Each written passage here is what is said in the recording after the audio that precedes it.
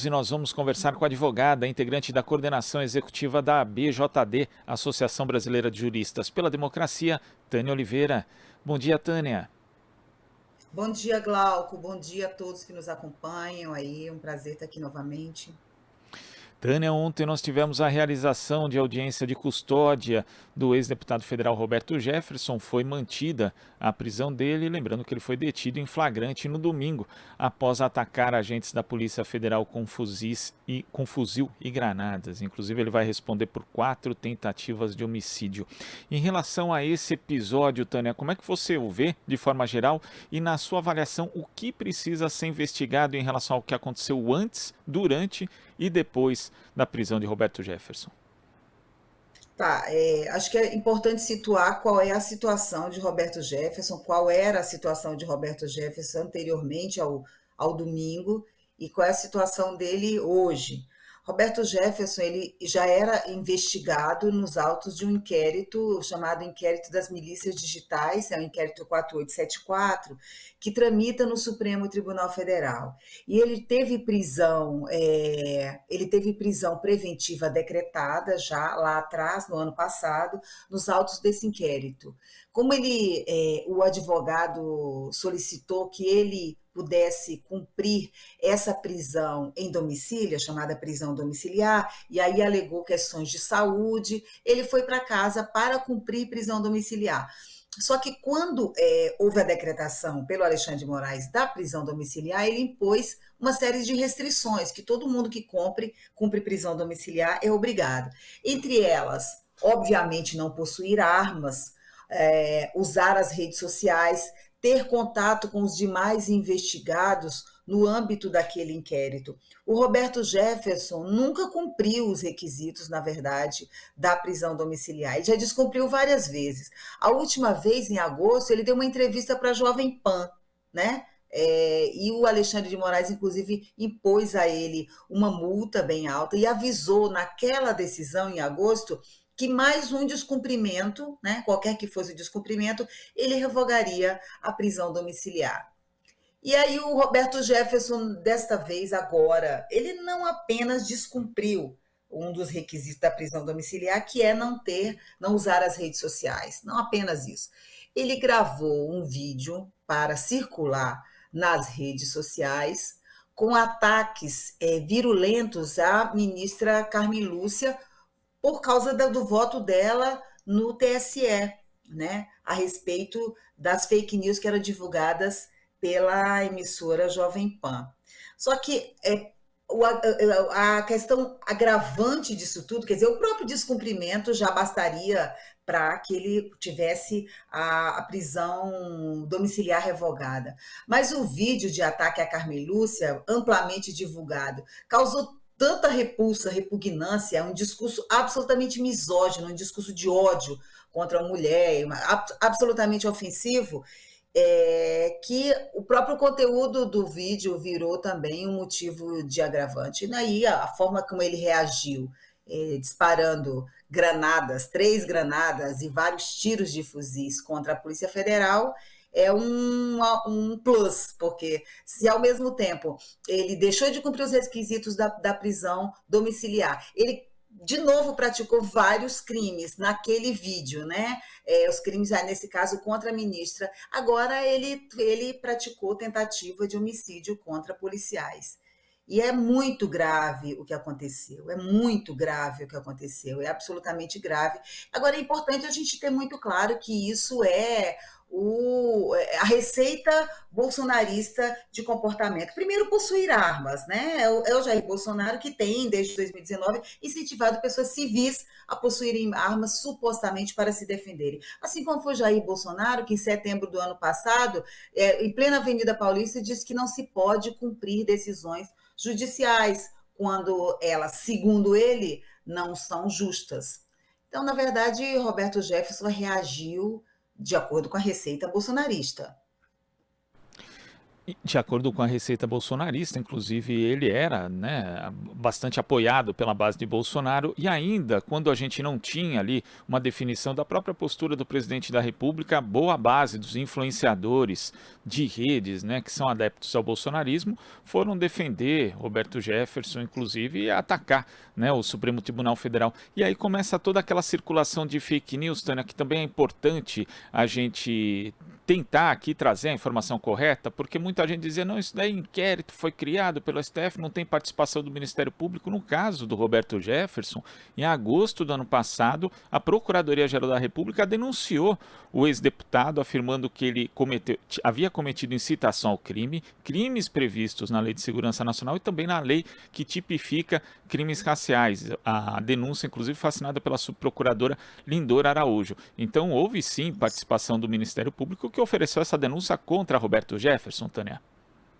Claro, claro. Nesse caso dele, nem essa suposta falta de participação do Ministério Público no inquérito se justifica. Você mesmo já colocou os fatos aqui, houve sim a denúncia pela própria Lindora Araújo, no caso do Roberto Jefferson. Então, aquele argumento que também serve às vezes de factoide, para outros casos no âmbito dos mesmos inquéritos, porque são alguns inquéritos, esse é o das milícias digitais, é sempre utilizada essa ausência de participação do Ministério Público, que absolutamente não se justifica, mas nesse caso nem isso pode ser usado, porque realmente houve a denúncia pelo próprio Ministério Público. Então, assim, o caso Roberto Jefferson, ele é muito emblemático sob vários aspectos, fora o fato político, que se sabe que ele tentou interferir, como um agente de fora, tentou interferir no processo eleitoral há uma semana do pleito, para tentar causar um fato novo que tumultuasse o processo, obviamente, em favor do seu amigo, parceiro, e correligionário no sentido amplo da palavra, né? Não de legenda partidária, apesar do Jair Bolsonaro ter sido convidado por ele para ir para o PTB. Mas ele tentou realmente influenciar, criar um fato externo para influenciar a campanha eleitoral. É muito grave tudo o que aconteceu. Inclusive, falando dessa questão política, né, Bolsonaro depois, mais tarde, ali tentou dissociar a sua imagem de Roberto Jefferson, mais cedo ele Está tinha. tentando ainda. Ainda está tentando, né? Falando que não tem nem foto dele com Roberto Jefferson, mas quando a gente vê, por exemplo, essa emblemática figura do autodeclarado Padre Kelmon, né? Que esteve ali na negociação, a gente não sabe nem em que termos, né? Como que isso se daria com um cidadão comum, se alguém totalmente externo poderia fazer esse tipo de negociação, nem sei se dá para chamar isso de negociação, mas ele foi candidato à presidência da República porque era vice de Roberto Jefferson e jogou declaradamente articulado com Jair Bolsonaro, inclusive falando isso em 2 debates nos quais participou. Então fica muito complicado dissociar a linha política, esse alinhamento entre Jair Bolsonaro e Roberto Jefferson, Tânia. Não, assim, não. Primeiro, o Bolsonaro não tem como se dissociar do Roberto Jefferson. Não tem como. Roberto Jefferson é um ex-deputado federal que é do campo bolsonarista. Isso é muito claro para todo mundo. E eles sabem que ele não tem como se dissociar disso. Quanto mais ele fala, pior fica nesse campo, né? Ah, não tenho nenhuma foto com ele. Como que se afirma uma coisa dessa? Ele tem, sei lá, inúmeras fotos com ele, porque o relacionamento deles é de longo prazo. Inclusive, os filhos de Jair Bolsonaro, com destaque para o Eduardo Bolsonaro, foram servidores de Roberto Jefferson. Roberto Jefferson era o líder do PTB na Câmara dos Deputados, quando empregou Eduardo Bolsonaro por 18 meses, quando ele ainda era estudante de Direito lá no Rio de Janeiro. Então, assim, a relação entre Roberto Jefferson com os Bolsonaros, né, e com o Jair Bolsonaro, ela é muito próxima e muito antiga. Não tem como dissociar. Agora, tudo que aconteceu naquelas fatídicas horas até ele ser preso também é muito grave, porque, veja, o processo até de negociação de alguém que está gravando vídeo, ameaçando se matar e fazer alguma...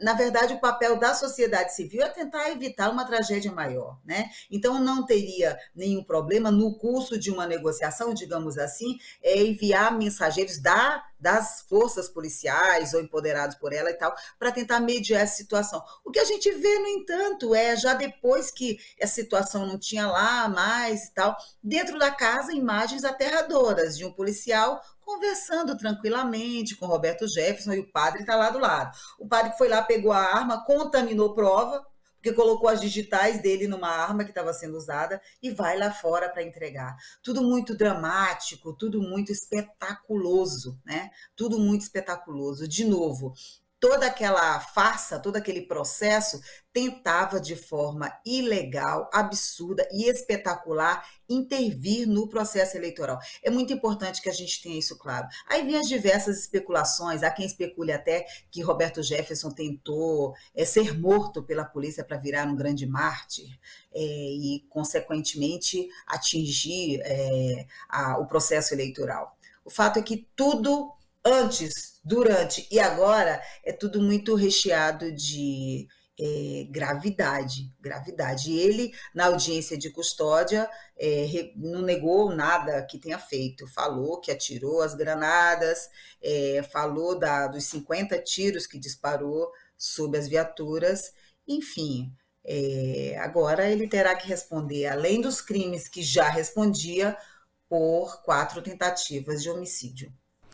Agora, esse Assim, episódio. só para completar uma coisa, Gabriel, Sim, Tânia. a respeito da reação dos bolsonaristas que você falou, eu prestei muita atenção durante o dia, é engraçado. Eles que realmente começaram o dia na defesa veemente do herói Roberto Jefferson, só que aquilo, e o próprio Jair Bolsonaro publica um tweet lá que não consegue comunicar, ao mesmo tempo que ele fala que ele repudia a resposta, mas ele fala mal do inquérito, ficou aquela coisa dúbia, e aí a base deles, como raramente acontece, ficou completamente perdida. Tipo, a gente defende ou a gente ataca? Quando ele viu que a coisa ficou muito ruim durante o dia, ele fez 2 movimentos. Primeiro, aquela live com o Fábio Faria, que tem se tornado uma figura muito emblemática nesse processo até aqui, né? Tem se tornado essa figura que vai e tenta criar factoides, enfim, e reagir. O exemplo de ontem, por exemplo, dizendo que tem fraude nas inserções, mas enfim, essa é outra discussão. Mas uma live com o Fábio Faria para dizer que não tem nenhuma foto e nenhuma relação com Roberto Jefferson. Quando isso também é desmascarado, porque as fotos começaram a aparecer aos montes nas redes, no final do dia ele grava ele mesmo, ele faz aquela gravação dizendo que Roberto Jefferson é bandido, né? Isso criou um racha, obviamente, durante todo o dia na campanha dele, e ele está até agora tentando redimir, tentando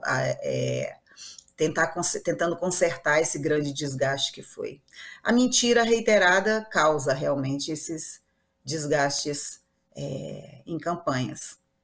Agora, Tânia, nesse episódio nós tivemos aí agentes da Polícia Federal sendo alvo, né, de uma pessoa que tem licença de CAC, né, e a gente sabe o quanto o Jair Bolsonaro, na sua gestão, facilitou a circulação e o porte de arma por pessoas, né, da população civil, e especialistas vêm alertando desde muito antes disso acontecer, inclusive, que isso ia aumentar, na verdade, a circulação aumentando a circulação legal de armas, também você aumenta a circulação ilegal, né? Aliás, eu acho que nesse caso do Roberto Jefferson tem as duas coisas, né? Tem armas que ele tem legalmente, armas que ele tem de forma ilegal, e que isso ia acabar ameaçando a segurança de todo mundo, inclusive de agentes das forças de segurança.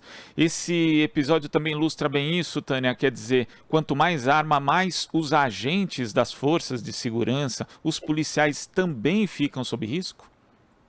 Ilustra muito bem. As armas, elas são absolutamente nefastas. É muito importante dizer que mais de 70% da população brasileira, em todas as pesquisas que são feitas, são contra a liberação de armas para civis, né? Tem várias pesquisas ao longo do tempo que mostram isso. Veja, a distribuição de armas, e é importante dizer que essa suposta regulamentação que o Jair Bolsonaro tem feito nos decretos sobre os CACs, né, os colecionadores, atiradores e caçadores, na verdade tem servido para conferir um passe livre para posse e porte de armas. A gente tem pessoas se inscrevendo, tem clubes de tiro sendo aberto no Brasil, a rodo, em todo quanto é lugar, tem pessoas se inscrevendo para, nessa condição de caça-bala, basta ir lá se inscrever no clube de tiro, você vira um atirador esportivo, né? E aí você pode ter esse arsenal de armas que Roberto Jefferson possuía na casa dele. E as consequências trágicas são, entre várias outras, essas aí. A própria ameaça à institucionalidade e aos agentes de segurança pública. Os agentes de segurança pública que vão até a casa de um cidadão civil para cumprir uma ordem de prisão e são recebidos com granadas e tiros de fuzis. Veja, fuzis, infelizmente, a legislação aí do Jair Bolsonaro permite que as pessoas tenham. Granada, não. Então, você tem total razão. Roberto Jefferson tinha tem munição, arsenal, né? Muitas armas que ele tem legalmente, por causa dos decretos de Jair Bolsonaro, e outras ilegalmente, no caso das granadas, porque nenhum civil pode possuir granadas em casa. Então, assim, facilita sim, facilita a aquisição de armas legais e a aquisição de armas ilegais. E facilita a violência, né, e dificulta efetivamente a defesa institucional da sociedade civil, que deve ser feita pelas forças de segurança pública. Então, esse episódio também deve servir para isso, e a BJD colocou isso na sua nota. Esse episódio é emblemático também para que a gente entenda e veja como essa liberação de armas que foi permitida pelo governo de Jair Bolsonaro pode ser nefasto, pode ser cruel e pode ser fatal para a nossa sociedade.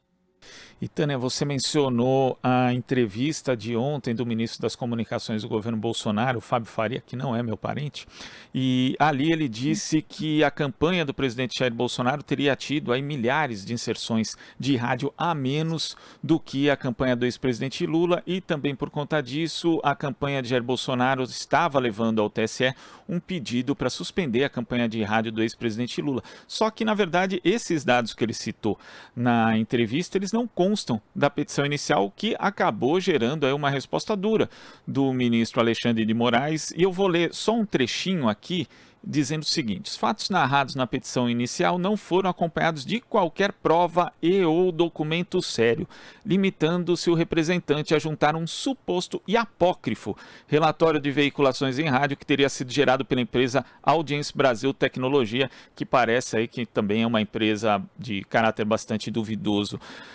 Agora até a eleição vai ser isso, Tânia, é um factoide por dia, inclusive o bolsonarismo jogando nas duas vias, na via judicial e também na via extrajudicial, inclusive para acirrar ainda mais os ânimos contra a justiça eleitoral?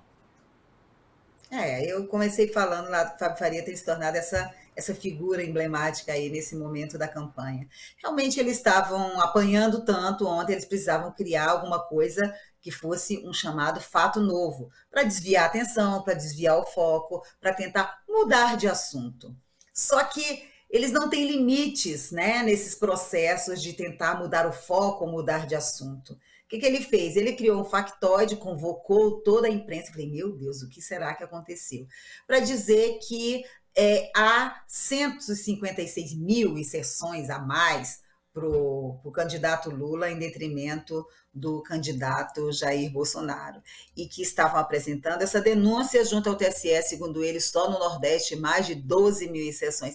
E aí eles apresentam uma petição, obviamente, como é peculiar e próprio do bolsonarismo, sem qualquer prova, sem qualquer prova. O que acontece? Mais uma tentativa de tentar desvirtuar e fazer uma interferência ilegal e indevida no processo eleitoral. E aí o Alexandre de Moraes, como é corretíssimo, deu uma resposta muito dura, deu 24 horas para que eles apresentem as provas dessa alegação.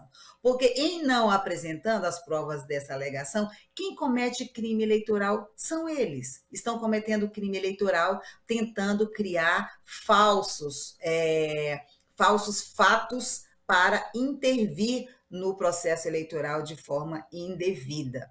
Então, 24 horas, vamos esperar que hoje à noite as provas dessas inserções a mais para o candidato Lula apareçam na petição que eles fizeram junto ao TSE, porque não tem absolutamente nada. Não tem uma indicação de, olha, nessa rádio aqui, no dia tal, teríamos direito a X inserções e aqui tivemos isso. Nada, não tem nada. Mais uma vez, tentando desviar o foco, né, para mudar de tema diante do óbvio desgaste com o episódio do bolsonarista Roberto Jefferson.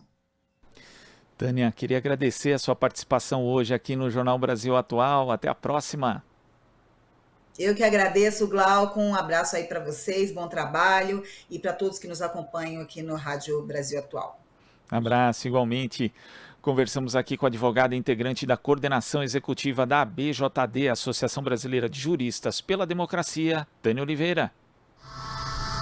Estamos apresentando Jornal Brasil Atual. As notícias que os outros não dão.